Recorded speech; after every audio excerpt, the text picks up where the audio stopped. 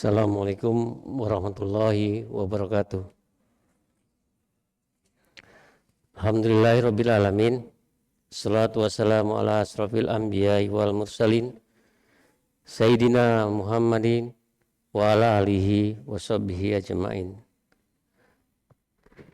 Puji dan syukur kita panjatkan kehadirat Allah Subhanahu wa taala yang telah melimpahkan rahmatnya, taufiknya serta hidayahnya kepada kita semua, sehingga kita bisa berkumpul bersama-sama di sholat subuh berjamaah yang hari ini merupakan hari yang ke-19 kalau tidak salah.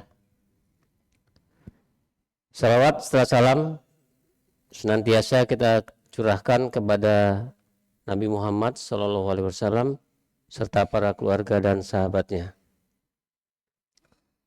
Bapak Ibu jamaah Masjid Al-Aqsa yang insya Allah dirahmati Allah, hari ini saya kebagian tugas untuk membacakan kitab Riyadhus Shalihin bab 250 tentang keutamaan doa.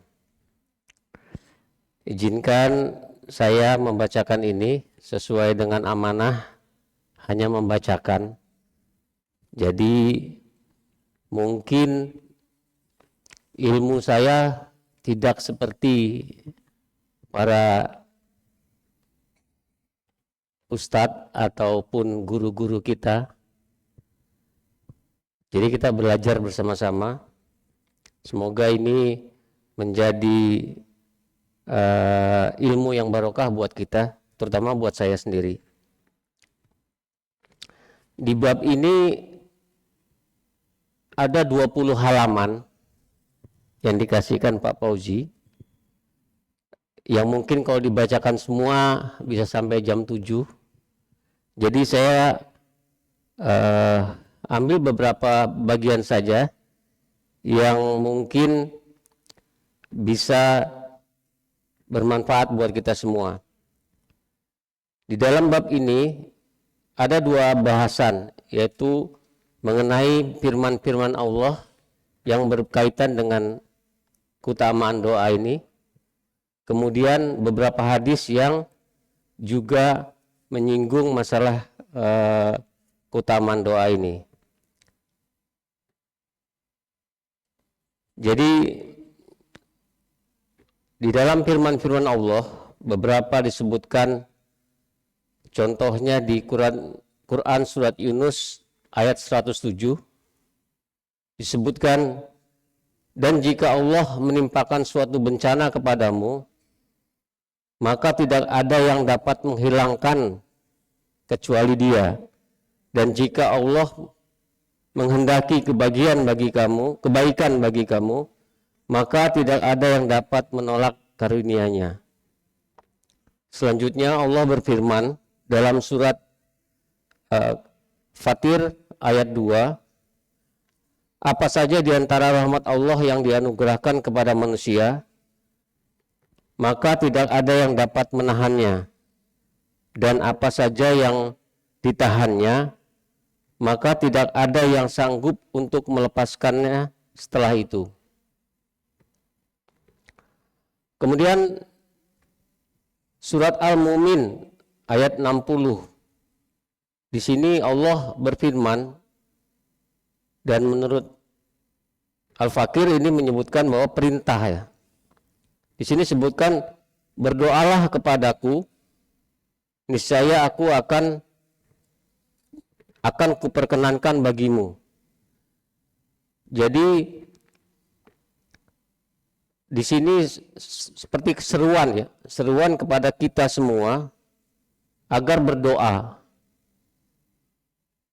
Dan yang berkaitan dengan surat sebelumnya, yaitu surat Al-A'raf ayat 55, di sini Allah berfirman, berdoalah kepada Rabbmu dengan rendah hati dan suara yang lembut.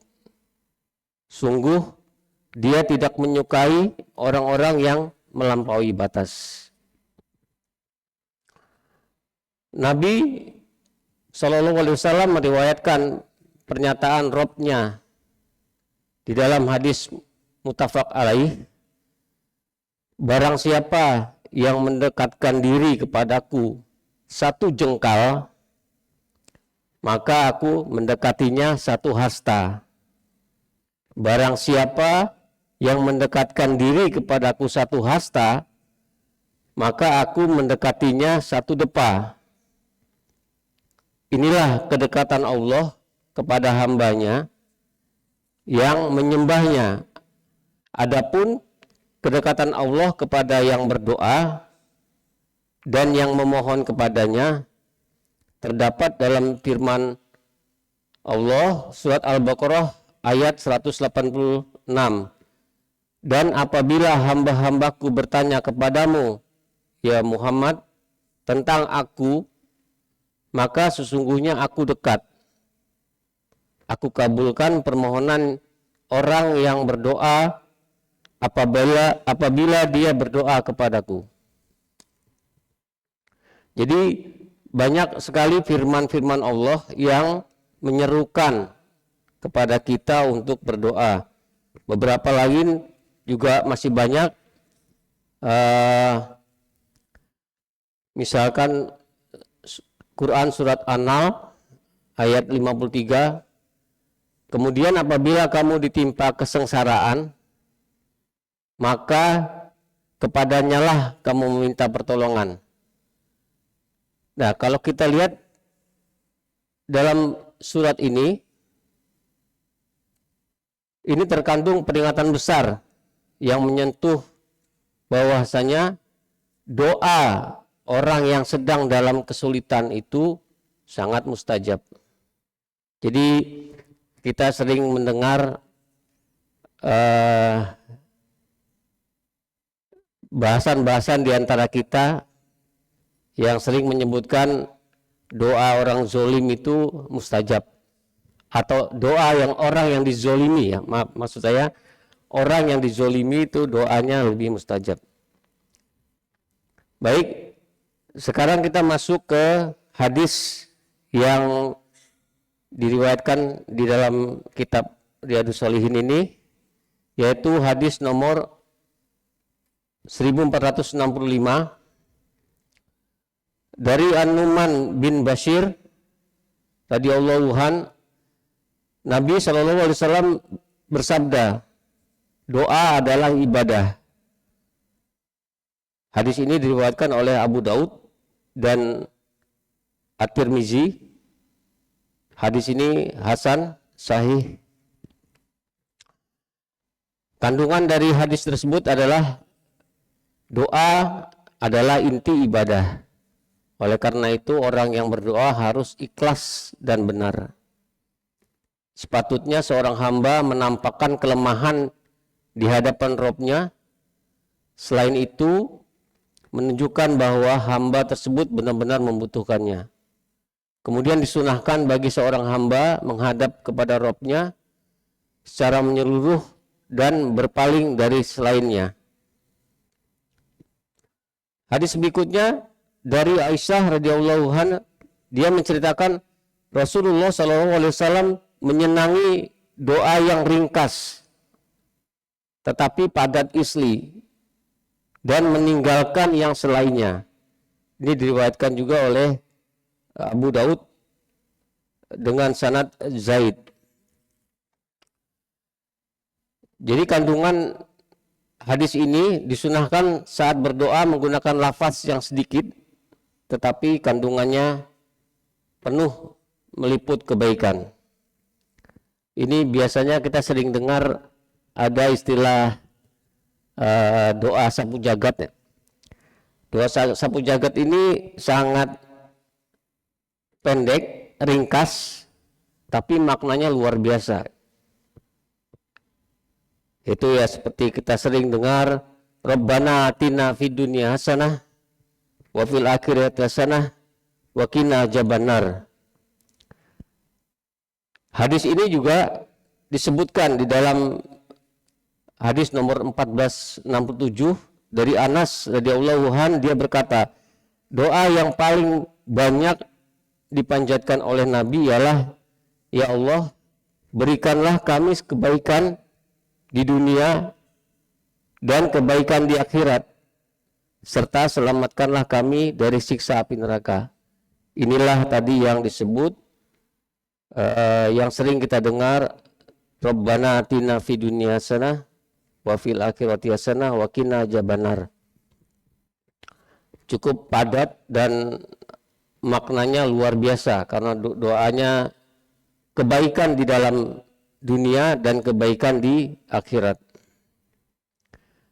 Kemudian lanjut ke hadis nomor 1468 dari Ibnu Mas'ud radhiyallahu anhu, bahwasanya Nabi Muhammad SAW mengucapkan doa, ya Allah, sesungguhnya aku memohon kepada Engkau petunjuk, ketakwaan, jiwa yang bersih, dan hidup bercukupan.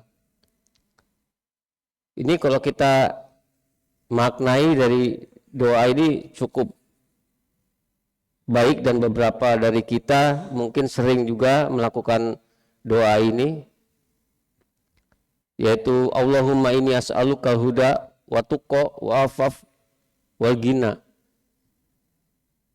Doa ini sering kita baca, para imam sering juga membacakan surat ini, doa ini. Jadi doa yang singkat tetapi cukup bermakna. Al-Fakir sendiri sering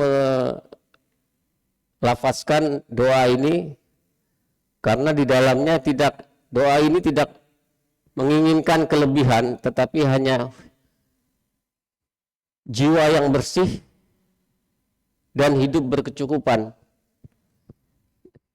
Itu sudah melebihi dari apa yang kita inginkan sebenarnya. Kemudian ada doa-doa lain seperti warjukni, Allahumma firli warhamni wahdini wafini warjukni. Itu adalah doa-doa yang biasa kita panjatkan di dalam keseharian kita.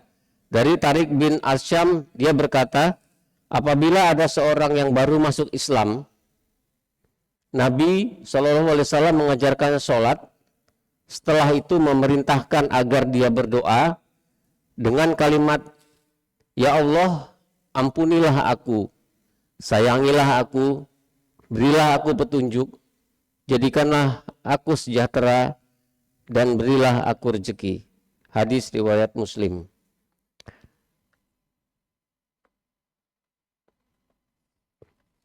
Mungkin ini saja yang dapat Al-Fakir sampaikan, hadis-hadis yang berkaitan dengan keutamaan doa.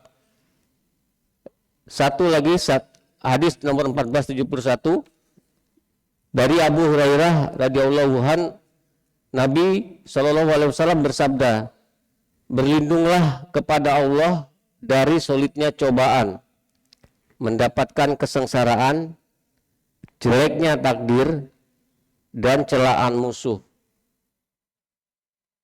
Diriwayatkan suatu riwayat Sufyan bin Uyainah, perawi hadis ini berkata, aku ragu apakah telah menambahkan satu dari kalimat-kalimatnya. Hadis ini diriwayatkan oleh Bukhari dan Muslim nomor 2707.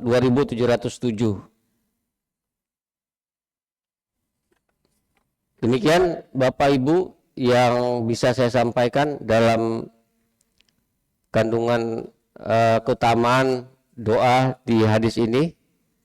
Sebelumnya saya minta maaf jika ada kesalahan dalam penyampaian, karena sesungguhnya saya adalah